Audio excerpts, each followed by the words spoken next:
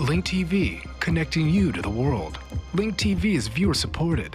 Watch more at linktv.org. Today on Earth Focus, it's the last intact mountain in the Coal River Valley, and Massey Energy wants to blast it for coal. But West Virginians are fighting back.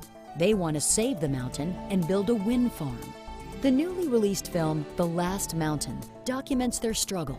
Earth Focus correspondent Miles Benson gets an inside look from film director Bill Haney and producer Clara Bingham, coming up on Earth Focus.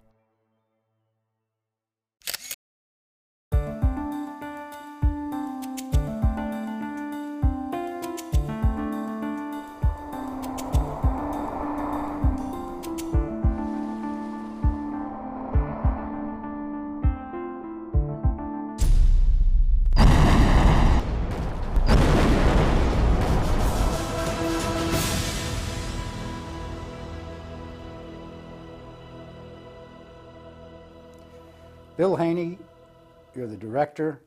Clara Bingham, you're the producer of a film about mountaintop coal removal focused on West Virginia, where it's been going on for 2 decades, chopping the tops off mountains. Why a film about it now? Well, I think that the process of mountaintop removal, this sort of devastating process that's destroying has now destroyed hundreds of mountains in the core of Appalachia. Land acres, 1.4 million acres of land, an area of land the size of Delaware has now been taken out, accelerated very rapidly under the Bush administration. We are cutting down the Appalachian Mountains, literally. The whole line goes all the way back 10 or 12 miles. Absolutely gigantic. I recently flew over the coal fields of the Appalachians, and I saw something that if the American people could see it, there'd be a revolution in this country. You feel like you're under attack. I mean, it's happening 2 or 3 times a day, every day. Clara, The Last Mountain. Why did you call this film The Last Mountain? Well, it's about one of the last very large mountains left standing in Appalachia. It's called Coal River Mountain. And the community that lives below it and around it that are trying to save it from being destroyed by Massey Energy. And what they want to do is put a wind farm on top of it. And they have a plan for that. And Bill decided to focus on this very dramatic movement that has surrounded the attempt to save this mountain. Coal is mean, coal is cruel, and coal kills. And the American people need to find their position where that is. You're connected to coal, whether you realize it or not. Everybody's connected to this, and everybody's causing it, and everybody's allowing it. Well, there are different ways that people are affected by this devastating practice. The first is the very local and specific way in which the local waters are being poisoned.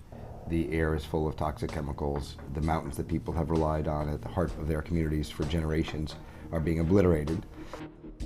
And then at a slightly more national level, the contamination of drinking water supplies in the Cumberland Plateau, which is actually the kind of wellspring of fresh water for much of the east coast of the United States, now has selenium and heavy metals in the water supply that's affecting tens of millions of us.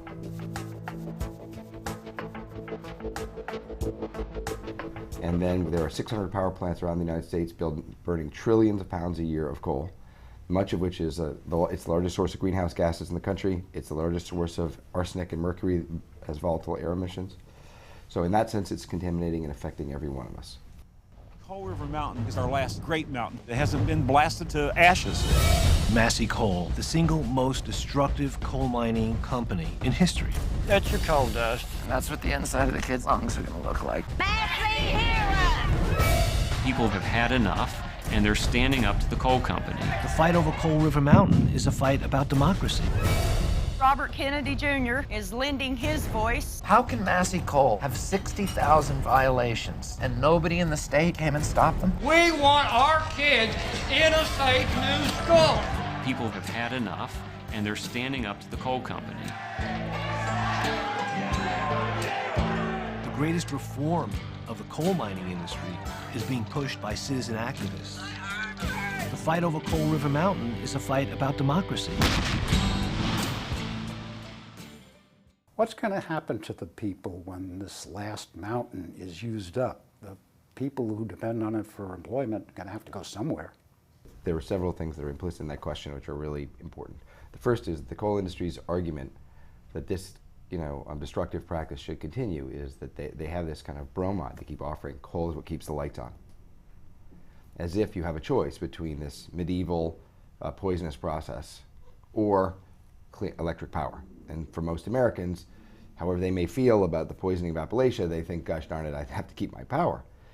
But of course, there are spectacular alternatives. And one of the things that makes this community so compelling to us as filmmakers is that they didn't just figure out what they were against, they figured out what they were for.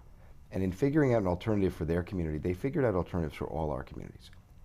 And this story is coming to us, and largely induced by Clara's reporting, by high school students and college students and mothers and housewives who are saying, we're just not going to take it anymore. And their story, more than all the other important facts, is really what inspired us as filmmakers to want to work on this, and is one of the things we've seen when viewers see the movie that they find deeply compelling.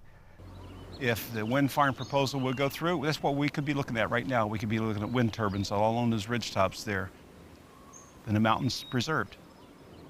It's just greed. There's no other way to explain it. They're bound and determined to knock the mountain down. And we're bound and determined to stop it. Even today, just in wind power, we employ more people in wind today in America than we do in all the coal industry. Last year, for the first time in American history, more renewable power was built than all fossil fuel stuff combined. So this community is an example of what can happen if we get it right. And if we leave them to be poisoned and destroyed by the coal industry, it's an example of a place we really would rather not be. Corporations do not want democracy. They want profits. It's either them or Massey, and Massey's been winning for a long time. Ideally, what would you like to see happen to the coal industry? Well, I'd like them to be regulated. And I think that if they are regulated properly and if the Clean Water Act is actually adhered to, they can still mine coal underground safely enough while wind farms pop up all over Appalachia and solar farms pop up all over the Southwest. It's possible to start phasing it out slowly. Coal River Mountain is our last great mountain here in the Coal River Valley that hasn't been blasted to ashes. I know that we live in a very intelligent country that has the ability to create energy without blowing up mountains. It was the just tremendous inspiration of the Americans who are on the bridge at Selma, in this case, who are fighting for this one mountain in their community. The waitress and the former Marine, the high school students and the academics, the 92-year-old grandmothers who are being dragged out of their governor's office in chains. And against the most powerful interests in their state, they have begun to win. And they have stopped new mining permits in 70 mountains. They have induced the EPA to stand up and be counted on the biggest mining site in Appalachian history. And they're bringing the light of America onto this despoilment and to fight back against the corrupt relationship between big corporate donations and the politicians who feed on them. We need these kind of citizen Democrats. That is the takeaway message for your film, The Last Mountain. Ordinary people doing extraordinary things. Bill Haney, Clara Bingham, thank you very much. Thank you. Thank you.